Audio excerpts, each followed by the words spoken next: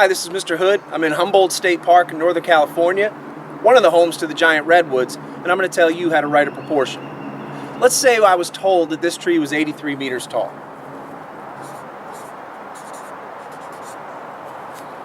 But what I really want to know is how tall this tree is in feet.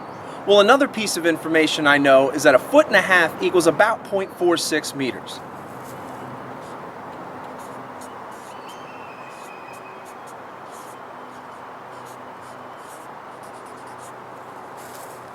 Now, using these two pieces of information, we're going to make something called a proportion, and that's going to allow us to figure out how tall this tree behind me is in feet. Here goes. First things first, what a proportion is, it's when you set two ratios equal to each other. Now, when trying to figure out how to set up this proportion, seriously, the first thing you want to do is take the first piece of information you see and stick it somewhere.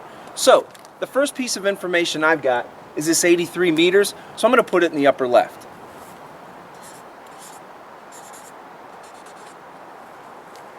Now, we've chosen to put meters in the numerator. Now, this is meters from the tree.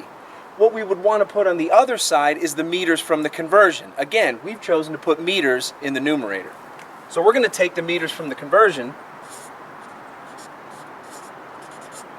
and put it up top.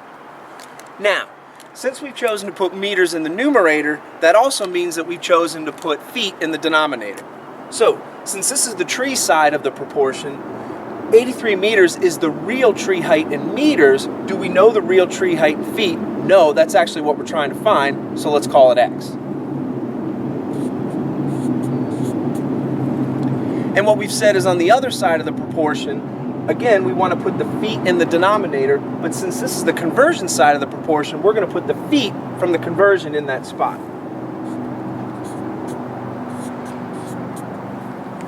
Now, there's one way to write this proportion. But let's say you want to do it slightly differently.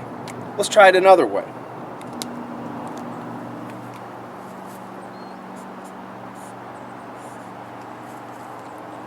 Let's start it the same way. We're going to put 83 meters in the numerator.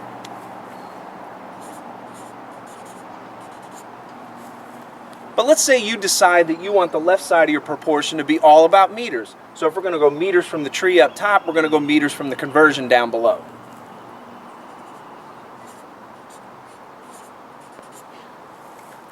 So, if we're going to do it this way, if we're going to put meters on the left, you probably already know what I'm going to say, we're going to put feet on the right.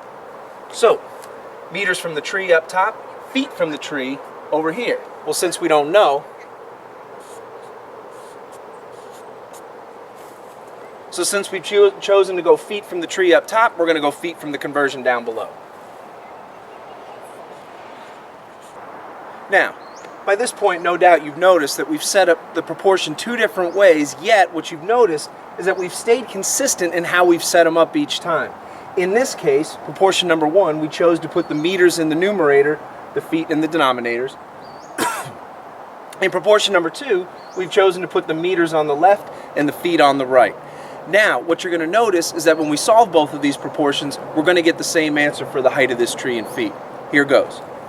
In order to solve a proportion, we're going to cross multiply. So I'm going to take x times 0.46.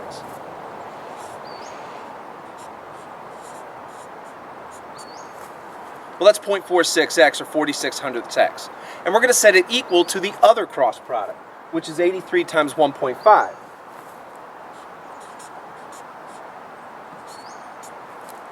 Which is approximately 124.5.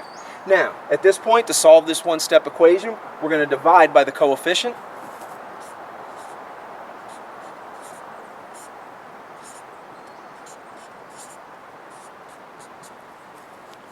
And we're going to discover that x equals 270.7 feet. But I'm going to round it up to 271.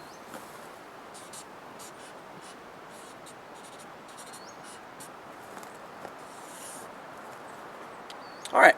Now, just to prove to you that setting it up differently, yet consistently, will give you the same answer, let's try it again. Now, to solve this guy, we're going to cross multiply. 0.46 times x, again, is 0.46x.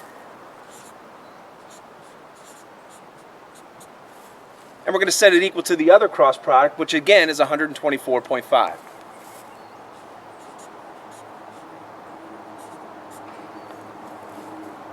Well, I don't need to finish solving the other one to have you guys understand that we're going to get the same answer of approximately 271 feet again. So in conclusion, whenever you're given a problem with 3 pieces of information and you need to find that 4th piece of information, often a proportion is a way to go. Well, what is a proportion? It's when you have 2 ratios set equal to each other. So when you set them up, just make sure that you stay consistent. If you're going to put meters on the top on one side, you're going to put meters on the top on the other. If you're going to put a conversion on the bottom on one side, you're going to put a conversion on the bottom of the other. How do you solve a proportion? Cross multiply, set each cross product equal to each other, and solve it like a regular one-step equation.